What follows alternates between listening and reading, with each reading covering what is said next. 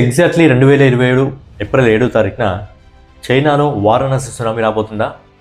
మాట్లాడుకుందాం. అంతకంటే ముందు నేను మీ Gaurav Krishna. Welcome back to our channel wall poster. So నిజంగా చైనాలో వారణాసి సునామీ రాబోతుందా? రాజమౌళి గారి గురించి మాట్లాడినప్పుడల్లా నేను ఒకసారి ఒక లైన్ చెప్తుంటా. ప్రతిసారి ఆయన గురించి వచ్చినప్పుడల్లా ఒక సినిమాని ఏ విధంగా తీయాలి, సినిమాని తీసిన తర్వాత ఏ విధంగా ప్రమోషన్ చేయాలి, ప్రమోషన్ చేసిన తర్వాత ఏ విధంగా ఆ సినిమాని అమ్మాలి అంటే ఒక పర్ఫెక్ట్ బిజినెస్ మ్యాన్. నాకు తెలిసి రాజమౌళి గారికి ఒక సినిమాని తయారు చేసి దాన్ని ప్రమోషన్ చేసి దాన్ని అమ్మేంత ఏదైతే ఆ మైండ్ సెట్ అనేది ఉందో నాకు తెలిసి ఆ మైండ్ సెట్ ఇండియన్ డైరెక్టర్లో ఎవరికి కూడా లేదు అని చెప్పి నేను అనుకుంటాను. సో ఎందుకు రాజమౌళి గారి గురించి చెప్తున్నా, వారణాసి గురించి చెప్తున్నా, ఎందుకు చైనాలో సునామీ వస్తుంది అనే విషయం గురించి మనం ఒకసారి మాట్లాడుకున్నట్టయితే రీసెంట్గా ఒక ఆర్టికల్ వచ్చింది. ఆ ఆర్టికల్లో చైనాలో ఈ సినిమా రిలీజ్ అవబోతుంది. ఎన్ని స్క్రీన్లలో రిలీజ్ అవబోతుందో తెలుసా? మాట్లాడుకుందాం. అంతకంటే ముందు ఒకసారి మన ఇండియాలో ఎన్ని స్క్రీన్స్ ఉన్నాయి ఓవరాల్గా అని మాట్లాడుకున్నట్టయితే మన ఇండియాలో దాదాపుగా 150 కోట్ల మంది భారతీయులకు 9,000 నుంచి 10,000 స్క్రీన్స్ ఉన్నాయి మన ఇండియాలో ఓవరాల్గా. అంటే ఈ మధ్య ఇంకా పాన్ ఇండియా వచ్చిన సంది ఏంటంటే స్క్రీన్లు ఎక్కువగా నడవట్లేదు. అవి రానున్న కాలంలో తక్కువ అయ్యే అవకాశమే ఉంది. ఎందుకంటే ఇంతకుముందు ఏ ఇండస్ట్రీలో అయినా సంవత్సరానికి ఒక పెద్ద హీరో నుంచి మినిమం ఒక సినిమా వచ్చేది, లేదా సంవత్సరంన్నరకు ఒక సినిమా వచ్చేది. కాకపోతే ఇప్పుడు ఒక పెద్ద హీరో సినిమా రావాలంటే మినిమం 2 నుంచి 3 సంవత్సరాల టైం పడుతుంది. కాబట్టి స్క్రీన్స్ కూడా తగ్గిపోయే అవకాశం ఉంది రానున్న రోజుల్లో ఇదే విధంగా కొనసాగితే. ఎందుకంటే ఒక్కొక్క హీరో 2-3 సంవత్సరాలు ఒక్కొక్క సినిమా తీసుకుంటూ పోతుంటే థియేటర్లు ఖాళీగా ఈగలు కొట్టుకుంటారు. కాబట్టి మ్యాక్సిమం తీసేసే అవకాశాలు కూడా ఎక్కువగా ఉంటాయి. ప్రజెంట్ మన ఇండియాలో ఇప్పటికున్న రిపోర్ట్ ప్రకారం 9,000 నుంచి 10,000 మధ్యలో ఉన్నాయి. అండ్ అందులో ఏదైతే ప్రజెంట్ వారణాసి రూపొందుతుందో 1:43:1 అందులో ఏదైతే రూపొందుతుందో దానికి సంబంధించి మన ఇండియాలో అసలు థియేటర్లే లేవు.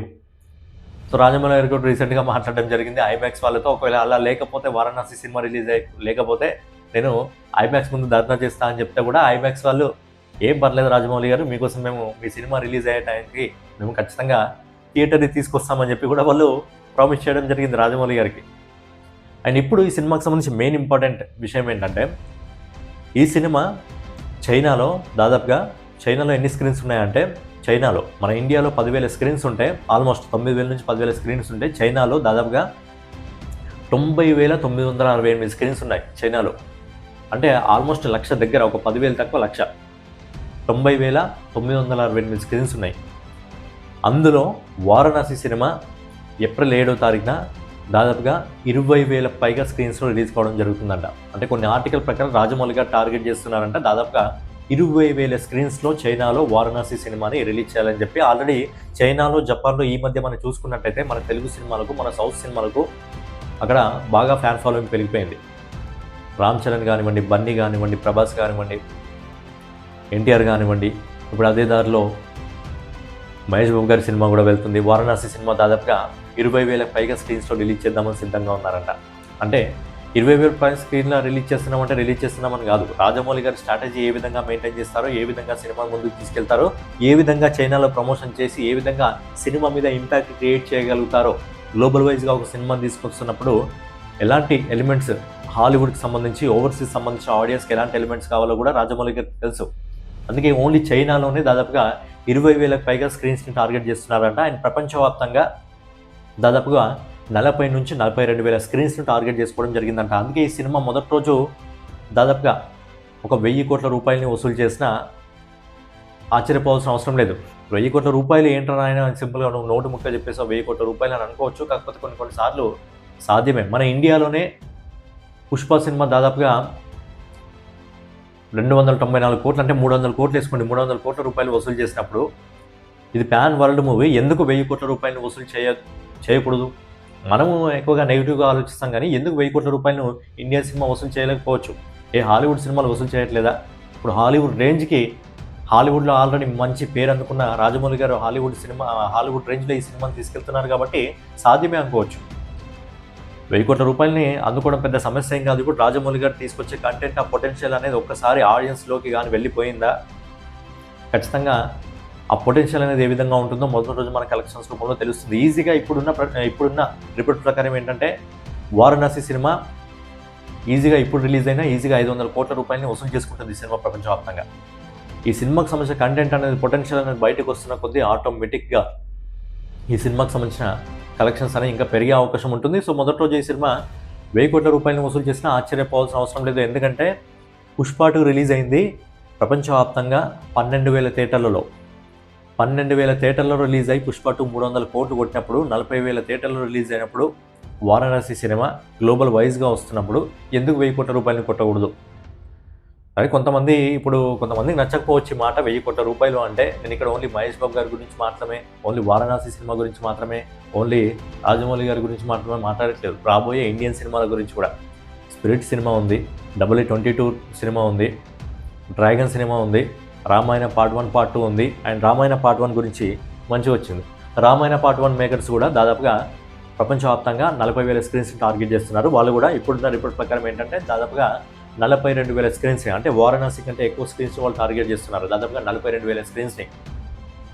సో ఏంటంటే ఈ 2 సినిమాలు ఖచ్చితంగా ఇండియన్ సినిమా ఇండస్ట్రీని ఖచ్చితంగా చేంజ్ చేస్తాయి. ఇండియన్ సినిమా బాక్స్ ఆఫీస్ పొటెన్షియల్ని కూడా ఖచ్చితంగా చేంజ్ చేయబోతున్నాయి వారణాసి ఇంకా రామాయణ మూవీ. ఈ 2 సినిమాలు కూడా వారణాసి దాదాపుగా 40,000 థియేటర్లను టార్గెట్ చేస్తే ప్రపంచవ్యాప్తంగా రామాయణ అనేది దాదాపుగా 42,000 స్క్రీన్స్ని టార్గెట్ చేస్తుంది. సో ఇంత పెద్ద ఇన్ని గణం స్క్రీన్స్లో రిలీజ్ అయినప్పుడు ఖచ్చితంగా పొటెన్షియల్ అనేది, అంటే సినిమాకి సంబంధించిన కంటెంట్ అనేది ఇంటర్నేషనల్ వైజ్గా తీసుకెళ్ళగలిగితే ఖచ్చితంగా సినిమా మొదటి రోజు ఈ 2 సినిమాలు కూడా అదిరిపోయే కలెక్షన్ సొంతం చేసుకోవడం జరుగుతుంది. సో అందులో మన వారణాసి, మన తెలుగు సినిమా, మన తెలుగు డైరెక్టర్, మన తెలుగు హీరో, రాబోయే తెలుగు సినిమాలు మన ప్రపంచవ్యాప్తంగా రాబోతున్నాయి. కాబట్టి ప్రతి సినిమా కూడా ఒక సినిమా కానీ 1000 కోట్ల బాక్స్ ఆఫీస్ని మొదటి రోజు అందుకుందా ఖచ్చితంగా ఇండియన్ హిస్టరీలో అది రికార్డ్ గేమ్ చేంజర్గా మారబోతుంది. అండ్ వారణాసి సినిమా ఇప్పటికైతే నాకున్న రిపోర్ట్ ప్రకారం మంగళవారం ప్రీమియర్స్ పడుతున్నాయి, బుధవారం సినిమా రిలీజ్ అవుతుంది. కాబట్టి ఆ సినిమా బుధ, గురు, శుక్ర నాకు తెలిసి ఈ 3 రోజుల్లోనే ఈ సినిమా 1000 కోట్లు అందుకునే అవకాశం అయితే ఈజీగా ఉంది. ఒకవేళ మరీ మొదటి రోజు 1000 కోట్లు కాదనుకుంటే ఈ 3 రోజుల్లో అయితే సినిమా ఈజీగా 1000 కోట్లు అందుకోగలదు. సో ఏంటంటే ఇదంతా ఇక రాజమౌళి గారి మార్కెటింగ్ స్ట్రాటజీ మీద ఉంది. 40,000 స్క్రీన్లు, 42,000 స్క్రీన్లు కానీ రాజమౌళి గారికి దొరకగలిగితే ఖచ్చితంగా ఈ సినిమా ఇండియన్ రికార్డులో కాదు, వరల్డ్ హిస్టరీలోనే చాలా రికార్డులు అయితే ఈ సినిమా బ్రేక్ చేయడం జరుగుతుంది. మరి చూద్దాం, ఇంకా సినిమా పొటెన్షియల్ అనేది బయటకు వస్తుంది.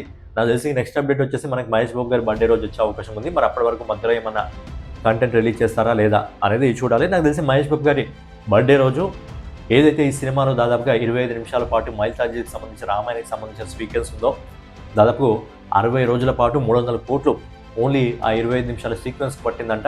నాకు తెలిసి మహేష్ బాబు గారి బర్త్డే రోజు